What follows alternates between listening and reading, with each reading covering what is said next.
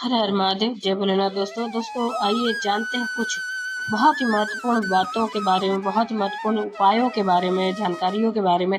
पूज्य गुरुदेव के श्रीमुख से उन्हीं की कथा के दौरान जब वो बता रहे थे, तो कुछ अंश को मैं यहाँ प्रस्तुत कर रही हूँ।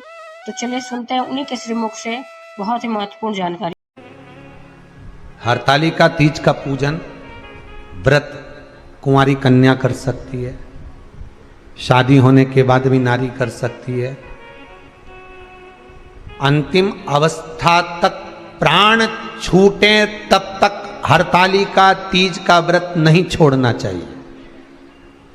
एक व्रत हमेशा याद रखो, एक एकादशी और एक हरतालिका। हाँ, इतना जरूर है, ज्यादा शरीर बेकार हो गया, बुढ़ापा आ गया, शरीर नहीं साथ दे रहा, तो कुछ फल खा लो, कुछ चाय दूध जूस आप लेकर कर लो। इतना भी नहीं बने, शरीर बहुत ही बेकार हो गया, तो आप एक समय फल का फलहार धारण कर लो, ठीक है। पर हरतालिका व्रत करने वाली माताएं भले उद्यापन कर दे, तो उस व्रत को थोड़ा हल्का कर लो। उद्यापन करा मतलब तुमने व्रत को हल्का कर लिया, थोड़ा हल्का कर सकते।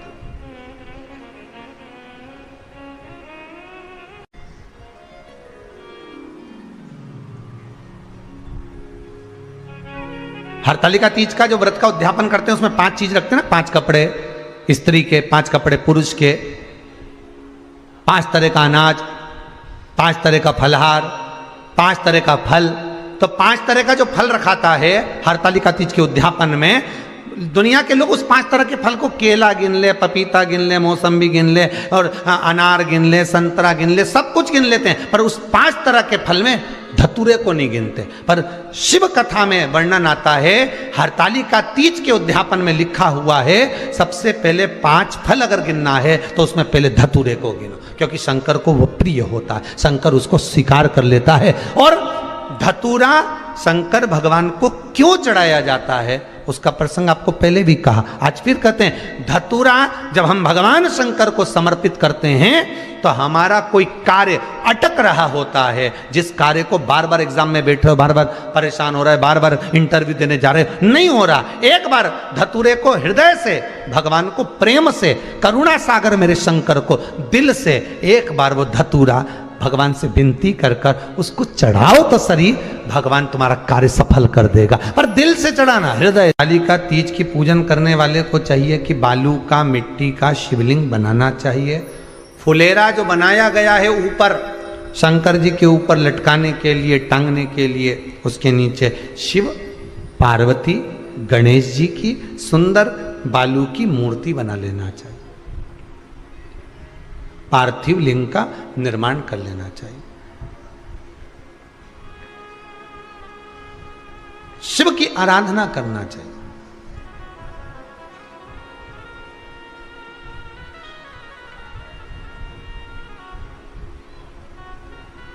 जो फल आपके पास में हो शंकर को समर्पित करना चाहिए, पूजन करना चाहिए, आराधना करो। सबसे पहली पूजन हरतालिका तीज की प्रदोष काल के अंतर्गत हो जाना चाहिए, शाम के समय पर। प्रयास करा करो प्रदोष काल के समय पर पहली पूजन हो जाए तो ज़्यादा अच्छा।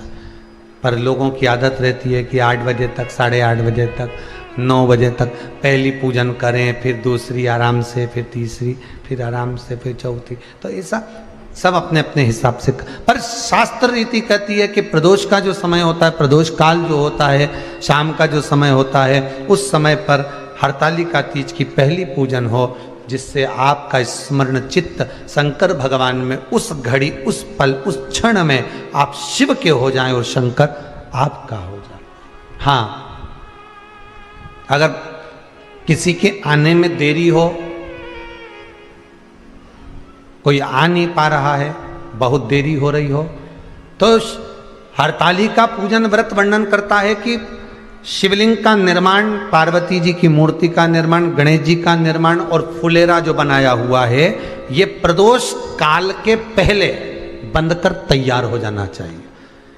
प्रदोष काल के अंतर्गत फुलेरा नहीं बनना, फुलेरा पहले बन जाना चाहिए।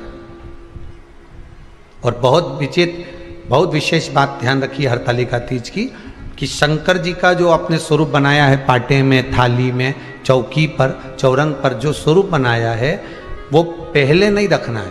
पहले क्या बांधना है? फुलेरा।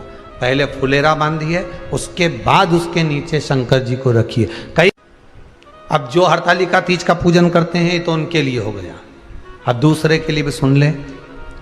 जो नारी हरतालिका तीज का पूजन नहीं करती, व्रत नहीं करती, साधना नहीं करती, उसके लिए भी कहा गया कि आप अगर ये व्रत नहीं करते हो तो एक कार्य जरूर करना, कहीं पर फुलेरा बंधा हो, हरतालिका की पूजन हो रही हो, 5 मिनट 10 मिनट निकालकर अपने आसपास के किसी पौधे में से पत्तियां लेकर या पुष्प लेकर, 5 वृक्ष की पत्ती या 5 वृक्ष के पुष्प लेकर शंकर भगवान को जब पूजन हो रही हो, 5 मिनट माताएं जब पूजन कर रही हों, तब आप भी उस पुष्प को, उस पत्तियों को शंकर को समर्पित कर सकते हो। ये नहीं चढ़ा सकते तो 5 फल नहीं चढ़ा सकते तो 5 कुछ भी पुष्प आदि का आप शिव को समर्पित कर। पर क्यों चढ़ाया जाता है, किस लिए चढ़ाना चाहिए? तो कहा कन्या स्त्री अगर मान लो हरतालिका का व्रत नहीं करती, पूजन नहीं करती, आराधना नहीं करती, तो वो कन्या, वो नारी, वो स्त्री, वो पुरुष कार्य तो बहुत करेगा, दुकान भी 4 चलाएगा, व्यापार भी बढ़ाएगा, पर संपदा को जोड़ नहीं पाएगा।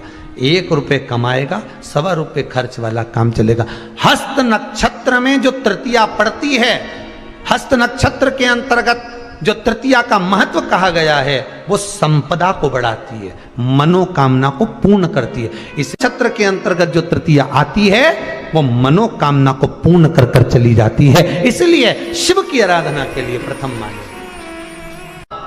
हस्त नक्षत्र में किया गया दान, हस्त नक्षत्र के अंतर्गत तृतीया के दिन किया गया पुण्य, हस्त नक्षत्र में तृतीया के दिन किया गया श्रृंगार, हस्त नक्षत्र में तृतीया के दिन करा गया अपना सुंदर सिंदूरा, भगवान का आनंद, 5 तरह के वस्त्र, 5 तरह के स्त्री के वस्त्र, पुरुष के वस्त्र, 5 तरह का फल, 5 तरह का अनाज, ब्राह्मण को बुलाकर ब्राह्मणी के साथ आप या तो ब्राह्मण से उद्यापन करवाएं या फिर आप स्वयं भी करते हैं तो शिव को समर्पित करके ब्राह्मण और ब्राह्मणी को भोजन कराकर वो भाग प्रदान करें। यही हरतालिका तीज के उद्यापन का वर्णन आता है। सुंदर भाव से हरतालिका माता आप सभी की मनोकामना पूर्ण करे।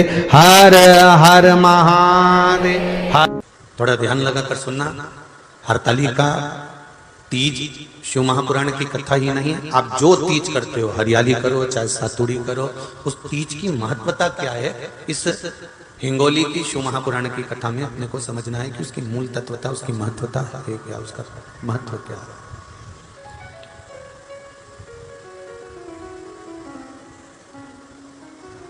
भगवान ब्रह्मा, भगवान विष्णु और भगवान शिव, इन तीनों की जो अर्धांगिनियां हैं, ब्रह्मणी, लक्ष्मी और पार्वती, इन तीनों ने तप कर कर, साधना कर कर ब्रह्मदेव को, भगवान विष्णु को और भगवान शंकर को प्राप्त किया। और तीनों ने प्राप्त कर कर तीनों देवताओं से वर मांगा कि वर हमको ऐसा दीजिए कि हमारे तप साधना का फल नारी को तीज के दिन प्राप्त हो जाए। अब देखिए जरा, एक ही व्रत से, एक ही उपवास से उसको संपूर्ण तप साधना का फल प्राप्त हो रहा है, संपूर्ण तप साधना का फल उसको मिल रहा है। मात्र एक व्रत से, केवल एक व्रत कर रहे हैं, संपूर्ण तप साधना का फल उसको प्राप्त हो रहा है। ऐसा कोई व्रत, ऐसी कोई साधना, ऐसा कोई शंभो शरण पड़ी मांगो घड़ी रे घड़ी मुख द्वारो दया करी न दर्शन आपो शंभो शरण पड़ी मांगो घड़ी रे घड़ी दुख का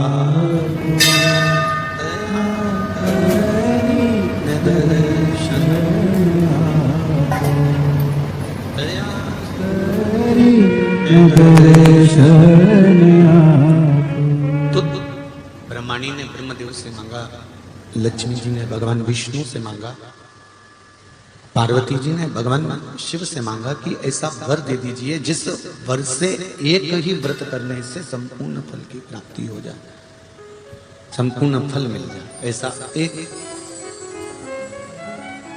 व्रत का फल दे दीजिए, मात्र एक व्रत का। अब देखिए, हरियाली तीज करने वाली माताएं थोड़ा ध्यान से सुनना।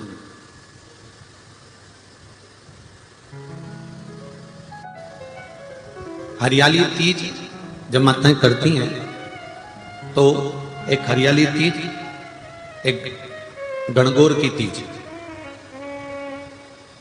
ये दो तीज के व्रत ऐसे होते हैं जिसमें जब माताएं करती हैं तो उस समय पर उमा,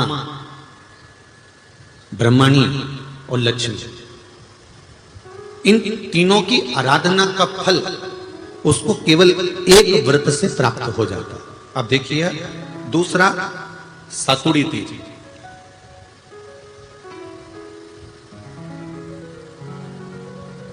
इसमें उमा और महेश्वर, उमा और महेश, ब्रह्माणी और लक्ष्मी, इन चार के व्रत तप का फल एक साथ सातुड़ी तीज के दिन प्राप्त हो जाता। अब एक आती है हरतालिका तीज। आप लोग करते हो हरतालिका? यहाँ लोग करते कि नहीं करते? करते हैं यहाँ पे हरतालिका? कौन कौन करता है? जरा हाथ उठाओ तो जरा।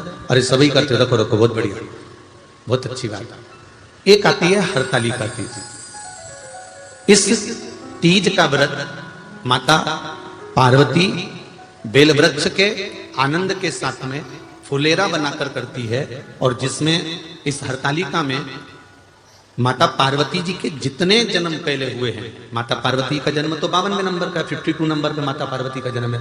इससे पहले तो माता के 51 जन्म पहले हो चुके हैं, 51 जन्म माता पार्वती का पहले हो चुके हैं। तो वो जितने जन्म माता पार्वती पूर्व में ले चुकी हैं, ब्रह्माणी जितनी बार ब्रह्मदेव के साथ में विराजमान हो चुकी हैं, इंद्राणी जितनी बार इंद्र के साथ विराजमान हो चुकी हैं, और लक्ष्मी चाहे वो राधा के रूप में हो, चाहे वो रुक्मणी के रूप में हो, चाहे वो सतभामा के रूप में हो, चाहे वो यमुना के रूप में हो, चाहे वो गंगा के रूप में हो, जितनी बार माता लक्ष्मी ने रूप धारण करे हैं वो सब रूप में, और माता पार्वती अपने सारे रूप में, ब्रह्माणी अपने सारे रूप में, लक्ष्मी अपने सारे रूप में इस हरतालिका तीज के व्रत को करने के लिए आतुर रहती हैं। और इस व्रत को कर कर एक दिन में ही संपूर्ण विश्व का जितना तप है, साधना है, उपवास है, सबका फल एक साथ एकत्रित कर लेती हैं केवल एक व्रत में, हरतालिका तीज। अब एक बात ध्यान से सुनिएगा, सारे व्रत, आपका अगर स्वास्थ्य खराब हो गया तो आप व्रत छोड़ सकते हो। जितने भी व्रत आप लोग कर रहे हैं पूर्व के, सोमवार, मंगलवार, एकादशी, छठ, पंचमी, चतुर्थी, अगर आपका स्वास्थ्य खराब है तो आप उस व्रत को छोड़ सकते हो, सारे व्रत को छोड़ सकते हो। पर तीज का जो व्रत होता है,